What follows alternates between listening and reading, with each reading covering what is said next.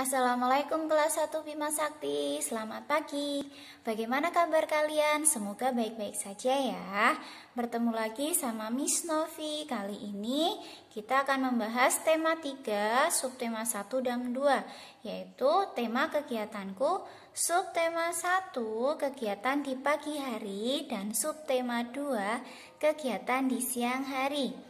Semoga bermanfaat pembelajaran kali ini. Sebelumnya, mari kita berdoa terlebih dahulu. Sikap berdoa. Let's pray together. Thank you God for your blessing today. Be with us when we study. Amin. Nah, tujuan pembelajaran kali ini yaitu yang pertama, mengetahui bunyi dan lambang Pancasila. Yang kedua, mengetahui peraturan yang ada di rumah. Yang ketiga, mengurutkan bilangan dari yang terbesar ataupun bilangan yang terkecil. Yang keempat, ada nilai bilangan. Yang kelima, ada nama bilangan. Yang keenam, ada kegiatan di pagi hari dan di siang hari. Yang ketujuh, penggunaan kata tolong, maaf, dan terima kasih. Yang terakhir, yaitu ada elemen musik dan gerak anggota tubuh. Nah, yang pertama yaitu mengetahui bunyi dan lambang Pancasila. Lambang Pancasila ada 5, karena bunyi Pancasila sendiri ada 5. Dan Pancasila dilambangkan oleh burung Garuda. Di situ sayap, ekor, dan leher masing-masing mempunyai bulu ya Kak. Nah, bulu-bulu tersebut ada jumlahnya. Jumlah tersebut ada artinya tersendiri. Yang di leher ada 45 helai bulu, yaitu melambangkan tahun kemerdekaan, yaitu 45. Sedangkan sayapnya ada 17 helai, karena Indonesia merdeka pada tanggal 17. Sedangkan ekornya yang atas itu ada 19 helai bulu, yaitu menandakan tahun kemerdekaan, yaitu 19 dan 45 yang leher tadi ya Kak.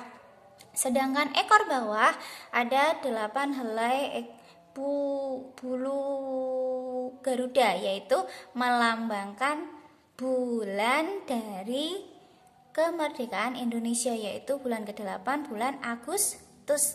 Nah, bunyi Pancasila sendiri ada 5, yaitu 1, ketuhanan yang Maha Esa.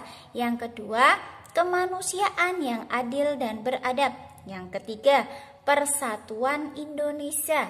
Yang keempat, kerakyatan yang dipimpin oleh hikmat kebijaksanaan dalam permusyawaratan perwakilan.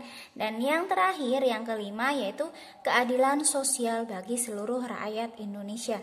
Nah, lambangnya sendiri yang pertama ada bintang. Yang kedua ada rantai. Ini gambar rantai ya Kak. Sedangkan yang ketiga ada pohon. Ini bukan pohon mangga atau jambu, tapi ini pohon beringin. Nah, sedangkan yang keempat ini ada kepala Kak, mirip kepala sapi atau kerbau ya, tapi ini adalah kepala banteng. Sedangkan yang terakhir, yang kelima ada 2 gambar, yaitu padi dan kapas. Nah, yang kuning ini padi, yang putih hijau ini adalah bunga kapas. Jadi padi dan kapas. Kemudian kita akan belajar tentang peraturan yang ada di rumah. Yang pertama ini ada gambar anak-anak lagi belajar ya Kak. Biasanya pulang sekolah ada PR, kita belajar bersama, mengerjakan PR bersama. Nah, ini mengerjakannya di dalam rumah, tapi tidak boleh gaduh atau berisik.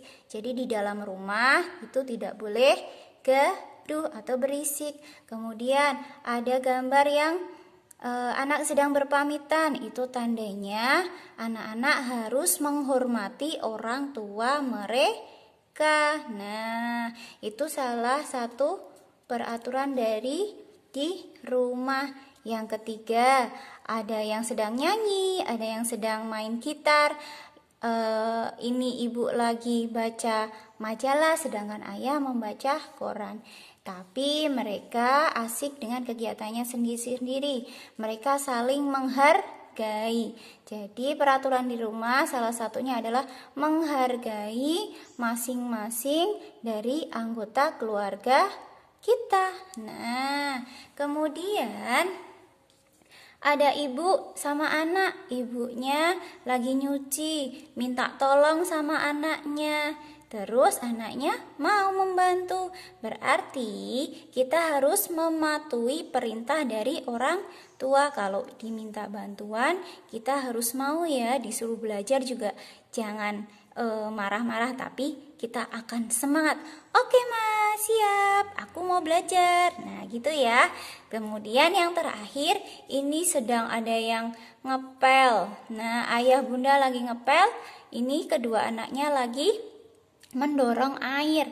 Nah ini saling bekerja sama. Jadi di dalam keluarga peraturannya yaitu salah satunya adalah saling tolong menolong atau saling bantu membantu satu sama lain. Nah kali ini kita akan belajar tentang mengurutkan dari yang terbesar sama yang terkecil. Yang pertama dari yang terbesar dulu ya. Dari yang terbesar. Nah, dari yang terbesar kita cari angka yang paling besar atau yang paling banyak jumlah atau nilainya. Di sini Miss Novi sudah menyediakan angka 5, 1, 3, 2, 4. Nah, yang paling besar yang mana kira-kira ya? Oke, betul sekali, angka 5. Berarti kita tulis angka 5. Supaya tidak lupa, kita kasih tanda silang di angka 5-nya. Oke, kita beri koma. Setelah itu tinggal 4 angka. Kira-kira yang paling besar yang mana? Yuk, pinter. Angka 4. Angka 4-nya kita silang lagi. Tinggal 3. Kira-kira yang mana ya? 1, 3, apa 2 yang paling besar ya? Oke, angka 3. Benar. 3-nya kita silang. Jadi tinggal 2. Oke, angka 2. 2-nya kita tulis. Yang sini kita silang. Yang terakhir tinggal 1, yaitu angka 1. Kita tulis di sini angka 1. Nah, jadi deh urutan dari bilangan atau angka yang terbesar. Nah, sekarang kita urutkan dari angka yang terkecil. Caranya bagaimana? Sama seperti tadi ya, cuman kalau tadi kita cari yang paling besar dulu. Sekarang kita cari yang terkecil dulu karena ngurutinya dari yang terkecil. Di sini Miss Novi sudah punya angka 6, 3, 4, 5, dan 2. Nah, kita cari yang paling kecil. Angka berapa kira-kira dari angka tersebut ya? Ya, benar sekali, angka 2. Angka 2-nya kita tulis. Yang sini kita kasih tanda silang. Kita cari lagi tinggal 4. Oke, angka 3. Nah, kemudian angka 4. Betul sekali. Tinggal 2. 5 apa 6 ya? 5 dulu. Baru 6. Nah, jadi jangan lupa dikasih tanda supaya tidak lupa. Ini sudah kita tulis. Gitu ya caranya ya. Dari yang terbesar ataupun yang terkecil, ngurutin angkanya. Kemudian kita akan belajar tentang nilai bilangan. Apa itu nilai bilangan? Nah, nilai bilangan itu paling kecil adalah satuan, kemudian ada puluhan. Jadi ada puluhan,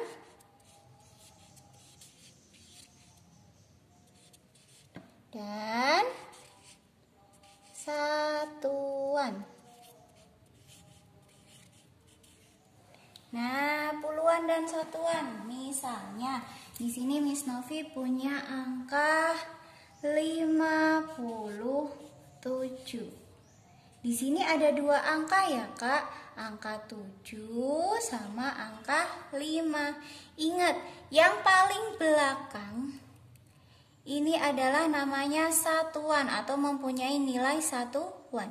Depannya satuan adalah puluhan. Sebenarnya nanti depannya puluhan ada ratusan, tapi kita akan belajar puluhan dan satuan dulu karena masih kelas 1. Nah, yang paling belakang adalah nilai satuan, depannya satuan ingat adalah puluhan. Jadi dari belakang ke depan, satuan baru puluhan. Berarti di sini ada 57, ada dua angka. 57, berarti yang puluhan adalah yang depan, yaitu yang 5. Berarti ada 5 puluhan sama, karena ini adalah dua angka 57, jadi ada 50. Supaya 57 jadi 57 ditambah ya Kak. Jadi ada 5 puluhan ditambah berapa satuannya ini? Benar sekali, ada 7 satuan.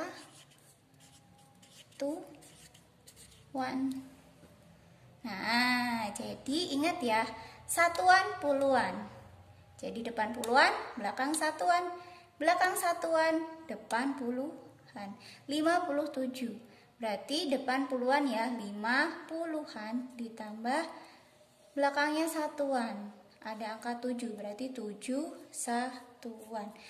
Satu lagi, misalnya 93. Berarti 9 puluhan ditambah 3 satuan. Atau 90-an itu nilainya adalah 90 ditambah 3 satuan. 3 satuan itu 3. Jadi 9 ditambah 3 adalah 93. Gitu ya Kak. Nah, kemudian kita akan belajar nama bilangan. Dulu udah pernah ya. Ini namanya 1. Namanya 2. Namanya 3, 4, 5, 6, 7, 8, 9, 10. Nah, sekarang kita akan belajar nama bilangan yang lebih dari 10. Contohnya, oke. Contohnya adalah, nah ini namanya 20. Ada D, U. 2, ada belakangnya A. 20, Pu. P-U, Lu. L-U, biar luh ada belakangnya H. Jadi nama bilangan dari 20 ini adalah 20. Nah, contoh lagi ya. Nah, ada angka berapa ini? 3. 3, G-A. 30. Pu, Lu, L-U-H. 30 berapa ini? 7. C-U. Jangan lupa dikasih H. 37. Nah, itu namanya nama bilangan. Kemudian kita akan belajar tentang kegiatan pagi hari dan siang hari. Nah, di sini ada gambar-gambar contoh kegiatan pada pagi hari. Pagi hari kita pertama adalah bangun tidur. Bangun tidur jangan lupa, habis itu kita membereskan kamar atau bersih-bersih kamar, merapikan tempat tidur, menyapu lantainya agar tetap bersih. Kalau ada jendelanya jangan lupa kita buka ya Kak, supaya udara segar bisa masuk dan udara yang ada di kamar bisa bertukar atau keluar. Nah, kemudian kita bisa loh habis itu berolahraga, lari-lari atau naik sepeda. Setelah itu sayangilah tanaman di sekitar kita dengan cara memberinya pupuk dan menyiramnya agar bisa tumbuh subur. Habis itu kita biar segar, jangan lupa mandi. Biar tetap sehat, kesehatan kita terjaga, jangan lupa sarapan. Habis itu baru kita berpamitan sama kedua orang tua untuk siap-siap berangkat ke sekolah. Nah, itu contoh-contoh kegiatan di pagi hari. Nah, sekarang contoh kegiatan di siang hari. Setelah sekolah, siang hari kita pulang dari sekolah. Jangan lupa sampai rumah, lepas sepatu, taruh di tempatnya atau di rak, terus kita ganti baju supaya badan kita tetap bersih ya. Nah, setelah itu cuci tangan, kita siap-siap makan deh. Oke. Habis itu kita boleh istirahat siang atau tidur siang. Setelah otak kita fresh, nah kita jangan lupa mengerjakan tugas dari Pak Guru atau Bu Guru atau Miss atau Misternya. Setelah selesai, kita bisa bermain bersama teman-teman kita. Nah, itu salah satu beberapa contoh kegiatan yang bisa kita lakukan di siang hari. Nah, sekarang kita akan belajar tentang kata maaf, tolong, dan terima kasih. Nah, di sini ada 3 contoh kegiatan. Di sini ada teman kita. Nah, ternyata jatuh. Nah, setelah ditolong, jangan lupa kita bilang apa? Terima kasih. Sedangkan yang bawah, ini lagi bersih-bersih. Ternyata tidak sengaja terkena vas, akhirnya vasnya pecah. Nah, kita wajib meminta maaf karena telah berbuat salah walaupun itu tidak sengaja. Misalnya ini anaknya sedang bersih-bersih, nanti kita akan minta maaf sama mama atau ibu atau bunda ya, karena memecahkan vas kesayangan mama. Contohnya, Ma minta maaf ya. Misalnya namanya siapa ya? Ana. Ma, Ana minta maaf ya, tidak sengaja memecahkan vas kesayangan milik Mama. Nah, sebagai pertanggungjawaban, Ana akan membereskan dari sisa-sisa pecahan vas tadi. Tapi hati-hati ya, karena pecahan itu, apalagi vas itu banyakkan kan kaca, itu tajam. Tapi jangan lupa kalau berbuat salah, kita harus minta maaf dan bertanggung jawab. Dan ketika kita sedang kesusahan, boleh kok kita minta tolong. Nah, misalnya ini ada kakak, ini berat sekali. Akhirnya ketemu adiknya. Nah, adiknya diperintah oleh kakaknya, tapi bilangnya yang bagus. Dek, tolong kakak ya, tolong bawain 1 kardus yang atas ini. Nah, karena kakaknya memerintahkannya dengan cara yang baik, yaitu dengan cara meminta tolong, adiknya mau dan dengan senang hati. Adiknya, oke kak, sini aku bantu, sambil tersenyum kan. Nah, itu contoh dari penggunaan kata terima kasih, maaf, dan tolong. Dan yang terakhir adalah elemen musik dan gerak anggota tubuh. Elemen musik itu adalah suara yang mengiringi atau membuat musik, ya kan? Terus gerak anggota tubuh sendiri kita sering menyebutnya dengan menari. Nah, nanti tugas kalian adalah menyanyikan lagu kupu-kupu yang lucu sambil menggerakkan anggota tubuh kalian menirukan gerakan kupu-kupu yang terbang. Nah, jadi menyanyi lagu kupu-kupu yang lucu sambil menari. Nah, sekian materi dari Miss Novi. Semoga bermanfaat. Akhir kata, wassalamualaikum warahmatullahi wabarakatuh.